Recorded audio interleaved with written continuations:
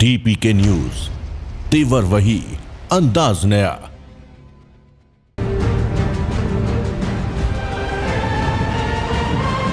नमस्कार दोस्तों, DPK news channel की टीम आज पहुंची है कोलाई तहसील के जज्जू गांव में। जज्जू गांव तहसील का सबसे बड़ा गांव है, जहां पर वर्तमान समय में चुनाव होने वाले हैं। चुनाव को ध्यान में रखते हुए अलग अलग उम्मीदवार मैदान में उतरे हुए हैं और यहां पर भी चुनाव का माहौल बड़ा गर्म हो रखा है। एससी सीट होने पर यहाँ पे कई प्रत्याशी खड़े हैं। आज हमारे साथ हैं सुरेश जी मेहरडा। इनसे जानते हैं ये किन किन विकास कार्यों को लेकर मैदान में उतरे हैं और अगर ये सरपंच बनते हैं तो कौन कौन से कार्य करवाएंगे। सबसे पहले तो आपका स्वागत है डीपीके न्यूज चैनल में। नमस्कार आप सभी। आप हमें अपना पूरा परिचय बताएंगे। मेरा नाम सुरेश मेहरडा है, गाँव जज्जू है। शिक्षा क्या है? शिक्षा BA B.Ed MA। ये राजनीतिक करियर में कुछ? इस से पहले मेरा कोई राजनीतिक करियर नहीं रहा है और आज के बाद से यूँ समझ लीजिए आज से ही राजनीतिक करियर शुरू हो गया है। इसके पीछे मुख्य मेरा कारण ये है कि गांव में मैंने कुछ समस्या देखी, उनको देखते हुए मैंने ये करियर चुना है और मैं इन मुद्दों पर काम करूँगा और गाँव का विकास करूँगा। फिलहाल कौन कौन से मुद्दे हैं गांव में? फिलहाल सबसे बड़ी अपने गांव की देखी जाए समस्या है आपराधिक गतिविधि। आए दिन चोरियां होती हैं, तो उन पर गांव की मेन बाजार नहीं, पूरे गांव में जो मुख्य मोहल्ले हैं, चौराहे हैं, दुकान, वहाँ हर एक तक अपने जो CCTV कैमरे हैं उनकी पहुँच बनाएंगे। तो ये सब क्षेत्र में सड़क की क्या कंडीशन है? फिलहाल गाँव की जो सड़कें हैं बहुत ज़्यादा टूटी फूटी हैं, कहीं गड्ढे बने हुए हैं, कहीं रोड अभी तक है भी नहीं। तो उन सबको सुचारू रूप से तैयार करेंगे। अच्छे जो टूटी है उनका जहाँ तक संभव होगा विनिर्माण, नहीं तो नवीन सड़कों का कार्य, और जो गड्ढे हैं उनको अच्छी तरह नवीन सड़कें तैयार करेंगे।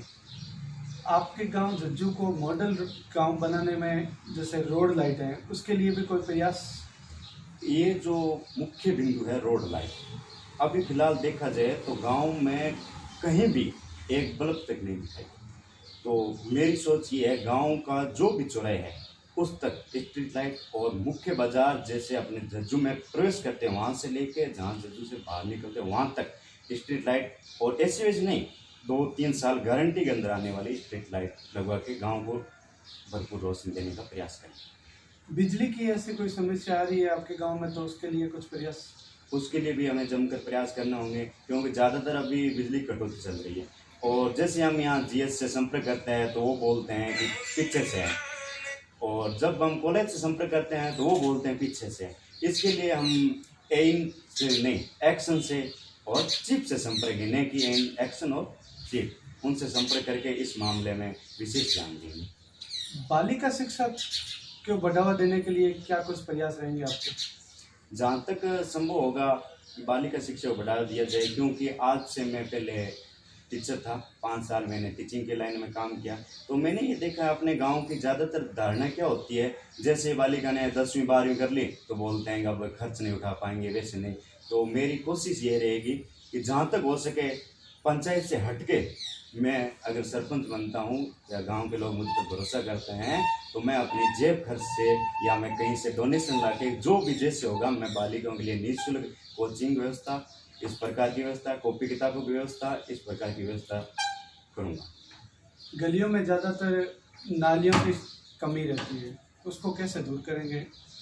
नालियों की अभी देखा जाए तो लगभग सारी नालियाँ क्षतिग्रस्त हो गई है, तो उन टूटी फूटी नालियों को दूर करके, और वैसे देखा जाए तो अपने नालियों से हटके सीवरेज लाइन का निर्माण करेंगे, और पूरे गांव में जो मुख्य सड़कें हैं उन सड़कों पे सीवरेज लाइन डाली जाएगी और बड़े नालों का निर्माण किया जाएगा। और जो भी ये इस नालियों से जो गंदा पानी निकल रहा है वो ऐसी जगह इकट्ठा करेंगे जहाँ किसी प्रकार की किसी ग्रामीण को कोई दिक्कत ना हो, और उन सबको मतलब गांव से पूर्णतः बाहर करके और किसी प्रकार दिक्कत ना हो, ऐसा काम करेंगे।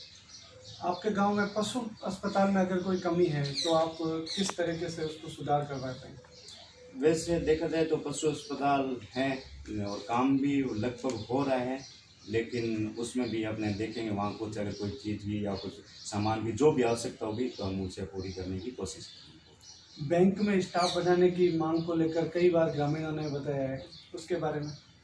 बैंक फिलहाल देखा जाए जज्जू बैंक में ये भी बहुत बड़ी समस्या है। अपने कोशिश रहेंगी, अगर स्टाफ बढ़ रहा है ठीक है, नहीं अपने कोशिश रहेगी एक बैंक की और व्यवस्था की जाए या स्टाफ की व्यवस्था है, किसी प्रकार से बैंक की भी बहुत बड़ी समस्या। क्यों जज्जू क्षेत्र एक ऐसा क्षेत्र है जहाँ आसपास के गाँव के भी लोग यहीं आते हैं, तो इसके लिए भी हम जो बैंक है उसमें स्टाफ की, अगर स्टाफ की वृद्धि नहीं हो रही है तो अपनी कोशिश रहेगी या तो फिर दूसरे बैंक की शाखा लेके आएंगे, कुछ ना कुछ तो करना ही पड़ेगा, नहीं तो ये समस्या बहुत बड़ी विकराल रूप ले लेगी। सारे लोग रोड पर खड़े रहते हैं पैसों के लिए, जहाँ अने टाइम मेन सड़क है। वर्तमान में जैसे अभी कोरोना चल रहा है तो उसमें भी बैंक में भीड़ रहती है, तो कहीं ना कहीं संक्रमण होने का खतरा। अभी देखा जाए तो वैसे तो बैंक कर्मचारी और ध्यान रख ही रहे हैं, और फिर भी भीड़ वगैरह ज़्यादा ही हो रही है, तो उसके बारे में लोगों को ज़्यादा से ज़्यादा ध्यान रखना चाहिए। कुछ ऐसी समस्या है जो कोई पहले आपने मुद्दा उठाए हो, या ऐसी कोई समस्या है जहाँ पे आपने टीम वर्क करके काम किए हो, कोरोना काल में जैसे कई लोगों ने असहाय लोगों की मदद की हो, ऐसे कुछ कार्य? इसमें सबसे बड़ा कार्य आता है जैसे नाथोदन बास में पाइपलाइन की कमी थी, वहाँ पानी बिल्कुल कम पहुँचता ही नहीं था और कई कई जगह पहुँचता था, और उसमें हमने प्रयास करके नई पाइपलाइन डाली थी, और उसके बाद में वहाँ जो पाइपलाइन बार बार क्षतिग्रस्त हो रही तो उसको भी तैयार किया था। और कोरोना के अंदर मेरी कोशिश यही रही कि मैंने जो भी हो उस सेवा की, उसके अंदर मैंने ना तो अपना दिखावा किया, ना किसी को सोशल मीडिया पर मतलब फ़ोटो वगैरह डाल के लोगों को बताया कि मैंने उनकी सेवा की, मैंने मेरे अंदर जो भी हुई उनसे की। कुल मिला के आपने कोरोना काल में गुप्त सेवा की। गुप्त सेवा किसी प्रकार की, मतलब मैंने लोगों को ये जाहिर नहीं होने दिया कि मैं मतलब आपकी सेवा कर रहा हूँ। किसी प्रकार किसी को जैसे किसी को इमरजेंसी या कोई मेरे से गाड़ी की ज़रूरत पड़ी या पैसों की, वो मैंने मेरे अंदर ही दिया, किसी को दूसरे तक, यहाँ तक मेरे परिवार को भी पता नहीं चलने दिया किस किस की सेवा की। ये थे हमारे साथ सुरेश महेंद्र, जिन्होंने गांव की सेवा की है और गांव के लोगों को विश्वास दिला रहे हैं कि भी आने वाले समय में जो भी विकास कार्य होंगे गांव में उनको मैं पूरा करवाऊंगा। देखते रहिए DPK न्यूज़ चैनल। राहुल सेवक, कोलाइट।